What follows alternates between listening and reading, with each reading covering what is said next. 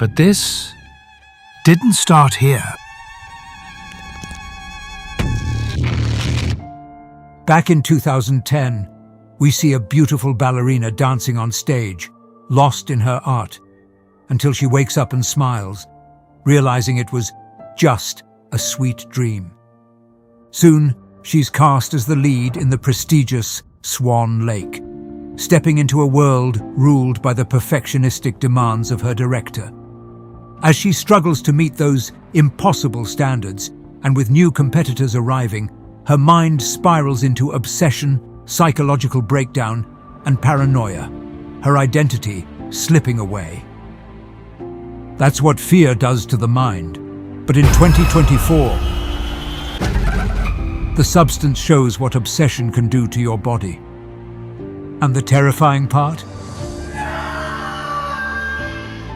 It's happening to us, almost without us even realizing it.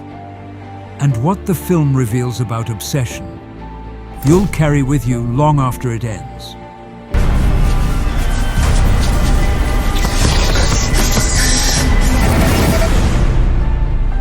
So stay with Silent Hour, 'cause this is the part you can't unsee.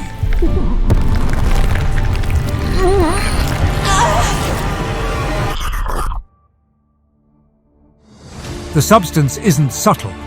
It's loud, grotesque, and unapologetically extreme.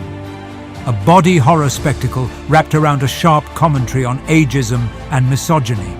And the plot, or let's say the concept, are excellently written, reminiscent of the best episodes of Black Mirror or The Twilight Zone.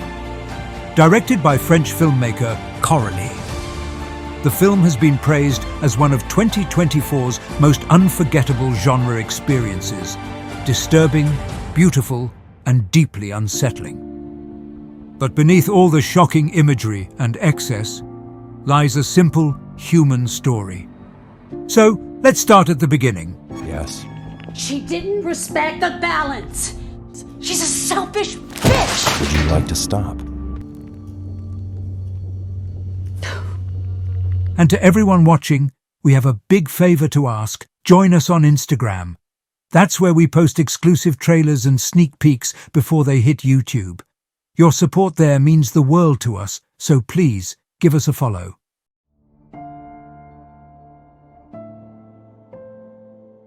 Elizabeth Sparkle is a once famous Hollywood star trying to hold on to relevance, hosting a throwback aerobics show that feels frozen in time. On her 50th birthday, she's told she's being replaced. Not because she failed, but because she's no longer young. And just like that, she becomes invisible. Desperate to stay seen, she turns to a black market drug called the substance, promising a younger, more perfect version of herself. And it works. A new body emerges. Sue. Young, radiant, effortless. Everything Elisabeth is being told she isn't anymore. They're supposed to alternate control every 7 days. One lives, the other sleeps. But success changes the rules. Sue is adored, desired, unstoppable. And every extra day she takes steals life from Elisabeth. As Sue rises, Elisabeth fades. Her body weakens, her control slips. Her identity starts to feel negotiable. Stop it. What began as reinvention slowly turns into replacement. And somewhere in that shift, a terrifying question starts creeping in. If the world prefers the better version of you, what happens to the original? And this is where the movie stops feeling like sci-fi body horror and starts feeling uncomfortably personal. Because beneath the gore and the shock, it's tapping into something real. Something most of us try not to think about. Fear. Yep, fear, not monsters, not blood, but the quiet fears we live with every day. You have to control yourself!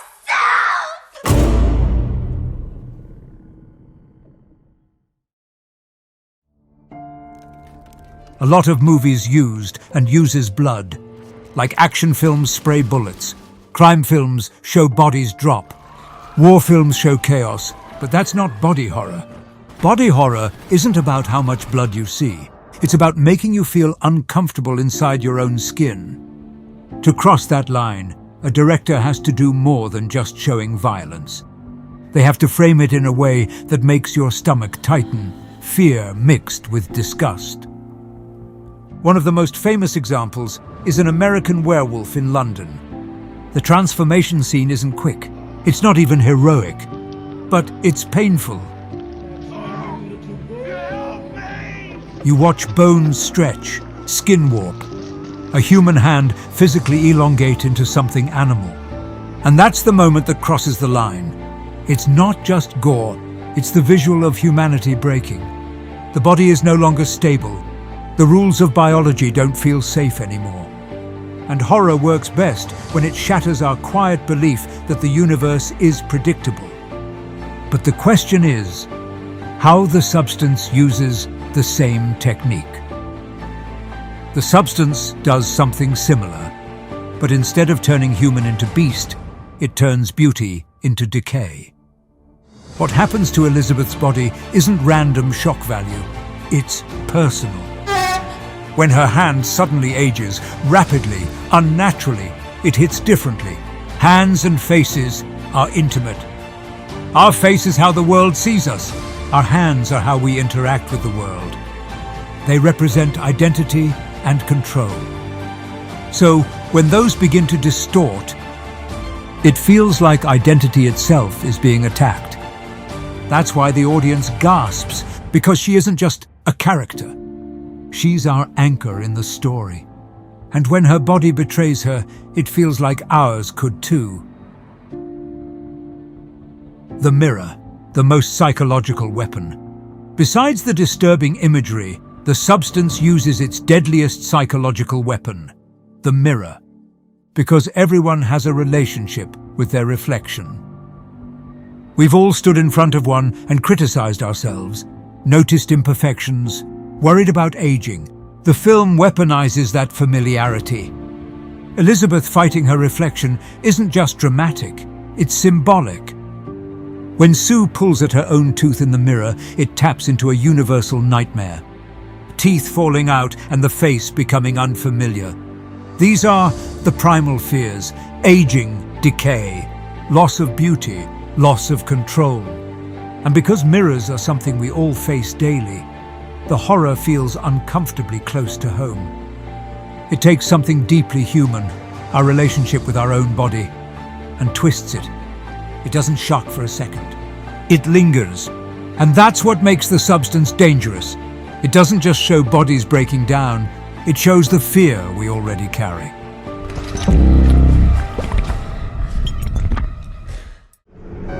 Michael Myers, the face of fear, the legend of Halloween. And Michael's promise? It's not just another flimsy hoodie that fades after a few washes. Every stitch is made to last, just like Michael's promise.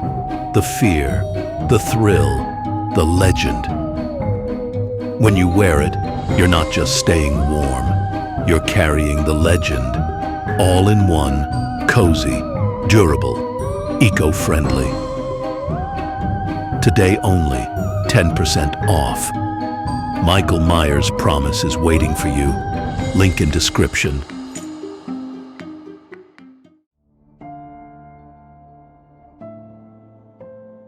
If parts of the substance left you confused, you're not alone. A lot of people walk away thinking the movie breaks its own rules, or that certain moments just don't make sense. But after sitting with the film and really watching how the system works, it becomes clear. The confusion isn't a mistake. It's the result of the rules collapsing, and the movie wants you to feel that collapse. Here's where viewers often get it wrong. The first scene that got most viewers is when Elisabeth and Sue awake at the same time. And most of us assume the film forgot its own rule. But the rule is crystal clear. They are one. Only one can exist consciously at a time. When Elisabeth begins terminating Sue and stops halfway, she interrupts the balance. The process is neither complete nor reversed, and that break causes the system to fail. Both wake up, not because the rules changed, but because they were violated. That moment feels wrong on purpose. It's the first time the film shows what happens when the system collapses.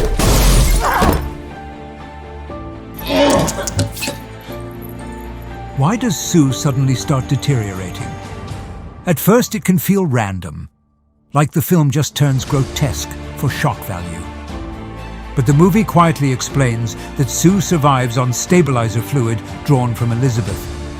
When she overstays her cycle, she drains Elisabeth's life force. When Elisabeth dies, the source is gone. Sue isn't independent. She's running on borrowed biology. Once the supply stops, the decay isn't horror exaggeration. It's inevitability.